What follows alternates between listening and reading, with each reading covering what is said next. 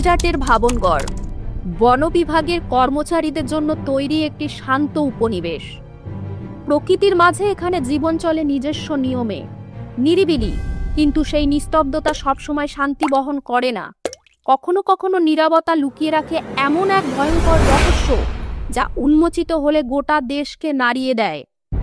2025-এ 5ই November সকাল 7টা থেকে 8টার মধ্যে এই কলোনির একটি কোয়ার্টারে ঘটে গেল এক ভয়াবহ ঘটনা, যে ঘটনা আমাদের ভাবতে বাধ্য করে সম্পর্কের আড়ালে লুকিয়ে থাকা মানুষটি আসলে কি এক দানব। টিএফ শৈলেশ খাম্বলার পরিবার, স্ত্রী নয়নাবেন, 9 বছরের ছেলে ভাবি এবং 13 বছরের মেয়ে পৃথা। 27শে অক্টোবর দীপাবলির ছুটিতে তারা সুরাট থেকে ভাবনগড়ে এসেছিলেন। ছুটির আনন্দ দ্রুতই পরিণত হয় এক তিক্ত দগ্ধের আগুনে। 4 দিন ধরে চলছিল তীব্র ঝগড়া। ঝগড়ার কারণ তখনও কেউ জানে না। এই ঝগড়ার পরিণতি কত ভয়াবহ হতে চলেছে।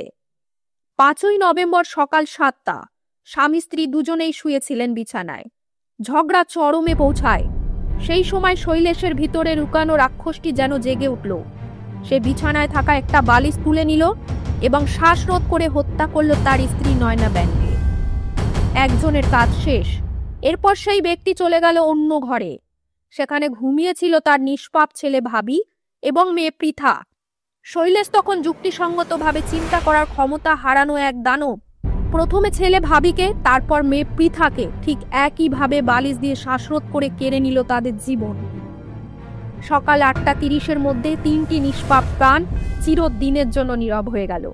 কিন্তু সবচেয়ে বড় প্রশ্ন, কে এই ব্যক্তি যিনি নিজের হাতে নিজের পরিবারকে শেষ করে দিলেন? হ্যাঁ, এই ভয়ানক হত্যাকারী আর কেউ নয়, স্বয়ং সহকারী বন সংরক্ষক শৈলেশ খাম্বাল। সদ্য 1 বছর আগে যিনি পদোন্নতি পেয়েছিলেন। এরপর শুরু হয় তার মৃতদেহ লুকানোর খেলা।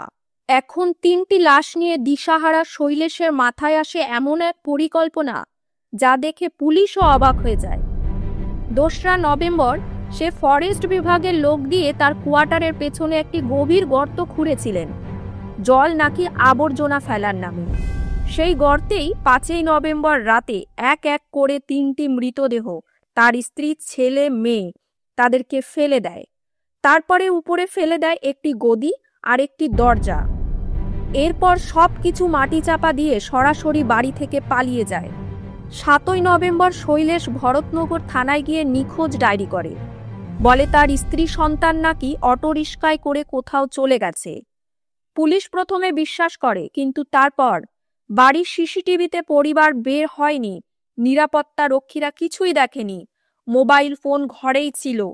ফোনে খসড়া অবস্থায় পাওয়া যায় একটি বার্তা, আমি অন্য কারোর সাথে চলে যাচ্ছি, যার ভাষা নয়নার মতো নয়। এটাই ছিল সবচেয়ে বড় ক্লু। এরপর পুলিশ শৈলেশের ফোন ট্র্যাক করে। শৈলেশের ফোন ট্র্যাক করার পরে পুলিশ দেখতে পায় যে শৈলেশ নিয়মিত ফোন করত এক মহিলা বনকর্মীকে। 18ই নভেম্বর তাকে জিজ্ঞাসাবাদে ডাকা হয়। তাদের 4 বছরের সম্পর্ক নিশ্চিত হয়। এই সম্পর্কই এই হত্যার প্রধান কারণ কিনা তা নিয়ে তদন্ত শুরু হয়। ঘটনাস্থলে পাওয়া যায় একটি লাল রঙের বোতল, যাতে থাকতে পারে বিষাক্ত রাসায়নিক। যেহেতু শৈলেশ বিএসসি কেমিস্ট্রি, তাই সন্দেহ হয় সে কি পরিবারকে আগে বিষ খাইয়েছিল। বোতল পাঠানো হয় FSL ল্যাবে। পুলিশের সামনে এখন মূল প্রশ্ন, লাল তরলটি কি? তা কি সত্যিই বিষ?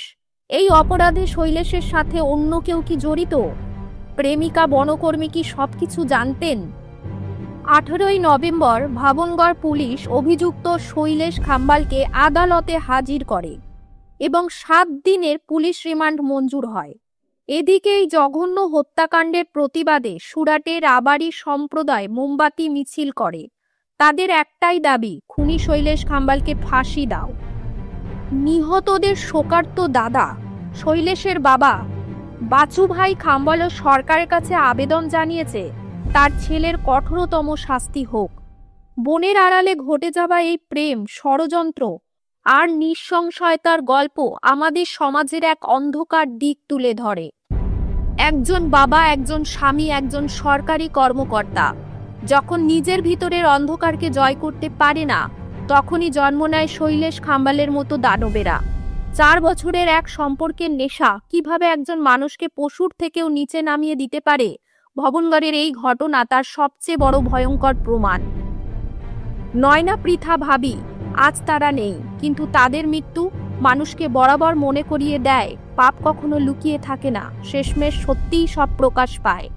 ভিডিওটি ভালো লেগে থাকলে একটা লাইক দিন, আপনার বন্ধুদের সাথে শেয়ার করুন, আর হ্যাঁ, আমাদের চ্যানেলে নতুন হলে সাবস্ক্রাইব করে পাশে থাকুন, কারণ আমরা আপনাদের সামনে এভাবেই তুলে ধরব আরও অনেক বাস্তব ঘটনা, অন্ধকারের আড়ালে লুকিয়ে থাকা সত্য।